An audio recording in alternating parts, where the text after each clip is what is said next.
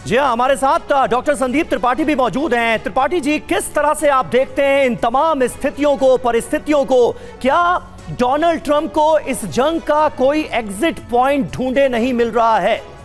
ये एक महत्वपूर्ण बात आपको भी नजर आती है। ईरान का तो नुकसान हो ही रहा है, लारिजानी का जाना निश्चित तौर पर एक बहुत बड़ा झटका है ईरान के लिए, और न सिर्फ लारिजानी बल्कि बासिज फोर्स जो कि IRGC की डोमेस्टिक यूनिट है, उसके चीफ का भी चला जाना, सुलेमानी का चला जाना, ये तो दो बहुत बड़े झटके हैं। ईरान को उभरने में क्या वक्त लग जाएगा?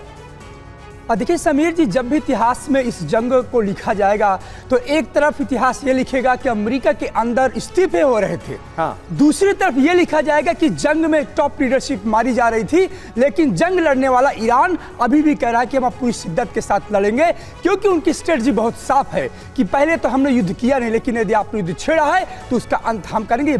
कई बार ईरान की लीडरशिप कर चुकी। और सवाल इस बात के थोड़ा समझने की जरूरत है समीर जी कि लीडरशिप ईरान किसको समझता है। लीडरशिप वो नहीं है जो सिर्फ चीफ होता है। ईरान के अनुसार लीडरशिप जो कमांड एंड कंट्रोल है उसका डिसेंट्रलाइजेशन है।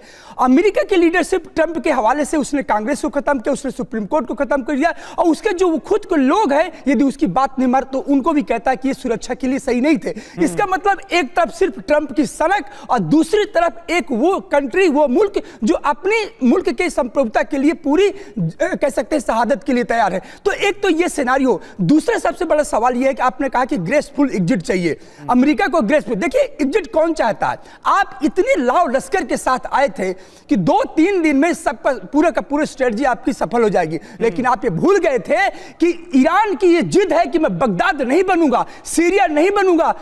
और इसके बाद सबसे बड़ी बात तो यह है कि आज इस पूरी नैरेटिव्स में यदि देखा जाए कि 1945 के बाद का जो एक ऑर्डर बना था नेटो का, और नेटो के देश से आज ट्रंप ये कह रहे हैं कि मैं डिसअपॉइंटेड हूं। मिस्टर ट्रंप, तुम क्यों भूल जाते हो कि इसी नेटो के सदस्य डेनमार्क को आपने अटैक आक्रमण करने के कुछ की तैयारी की थी, तो तुम अपने सदस्यों को नहीं छोड़ा, तुमने सामूहिक सुरक्षा की भावना को पूरी तरह से कुचल डाला, और आज इनसे आशा कर सकते हो कि फ्रांस तुम्हारे साथ आएगा। और इवन सबसे बड़ी बात तो क्वाड की ले लीजिए, कल ही की न्यूज है कि ऑस्ट्रेलिया, जापान ने भी कहा है कि हमारे पास वक्त नहीं है ट्रंप तुम्हारी सनक के साथ में चलने का। तो मुझे लगता है कि कम से कम सर, नेटो के अंदर जो फूट के बीज थे वो तो ट्रंप ने खुद अपने हाथों से बोए थे, और अब शायद उसकी फसल वो खुद काट रहे हैं। डिसअपॉइंटमेंट तो दिखा रहे हैं, लेकिन ये भी समझ रहे हैं कि अब कोई आएगा नहीं, ये लड़ाई अब सिर्फ अमेरिका और इजराइल की ही है।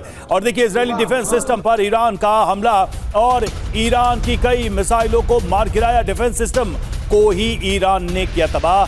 तेल अवीव के पास डिफेंस सिस्टम पर अटैक।